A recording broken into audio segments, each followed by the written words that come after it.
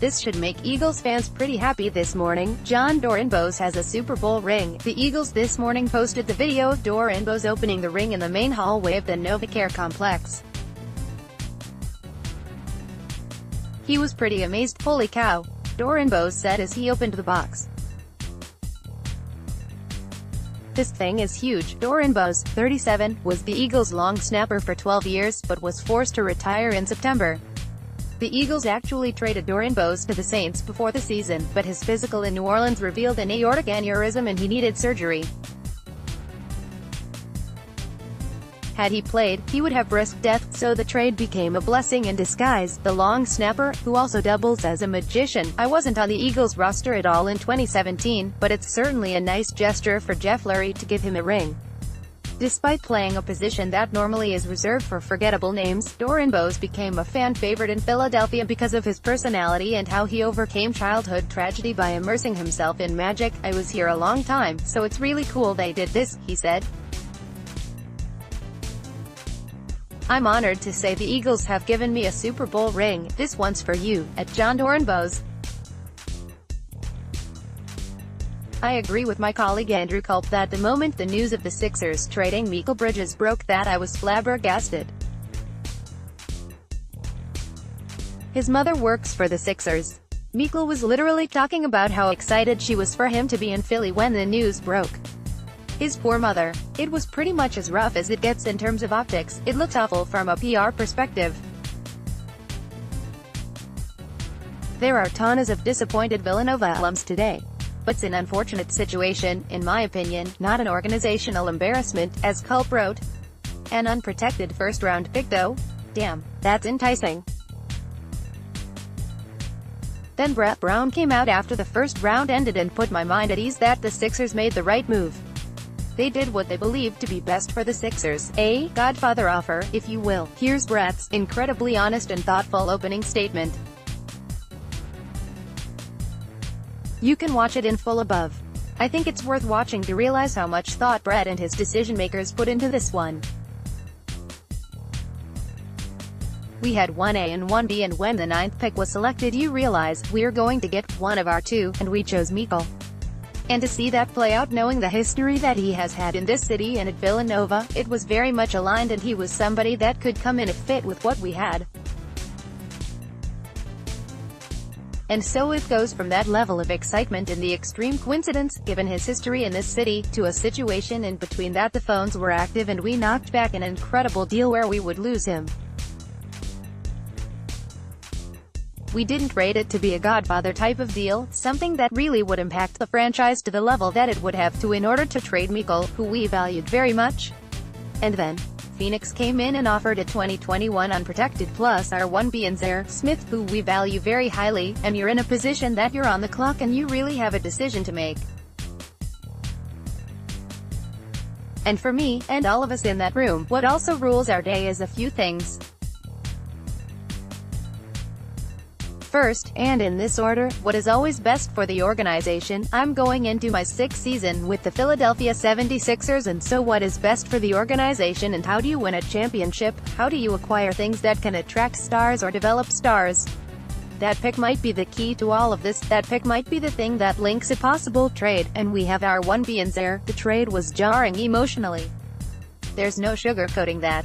Bridges is by all accounts a wonderful and thoughtful kid. Not to mention a hell of a basketball player who would absolutely help the Sixers in 2018. Brown later added a line that should make you more comfortable with the Sixers moving on from him. We are star hunting or we are star developing. If the Sixers didn't believe that Mikal Bridges would be one of those stars, they added an incredibly valuable piece in the unprotected first that can help acquire a star. Either via trade or in a future draft. And they got their 1B on top of it. Some very smart NBA people even believe that Zaire Smith is a better prospect than Bridges. Only time will tell on those two players. But the Sixers did what they believed put them in the best position to land a star. Isn't that what the process is all about anyway? I'm here to win a championship, Brett Brown said at the introductory press conference for Smith this morning. They pulled off this trade because they believe it helps them get closer to a championship. At the end of the day, are you worried more about one family's feelings or the Sixers winning a championship? If you watched Mikal speak to the Phoenix media following the trade, he'll be just fine growing alongside DeAndre Ayton. That kid is a pro. And the Sixers put them in the position they believe best sets them up to land a star. Now they just need to go out and do it. More on the Sixers. To be perfectly honest, I can't tell you a whole lot about Mikal Bridges, other than he's a Villanova product and two-time national champion. I can't tell you a thing about Zaire Smith. And an unprotected first-round pick in 2021 is so far away, it could really be anything, or change hands 3 more times until then. I don't know if the Sixers were winners or losers at the NBA draft after trading Bridges to Phoenix for Smith and the Miami pick. Nobody knows that. We all have our opinions, but we don't know.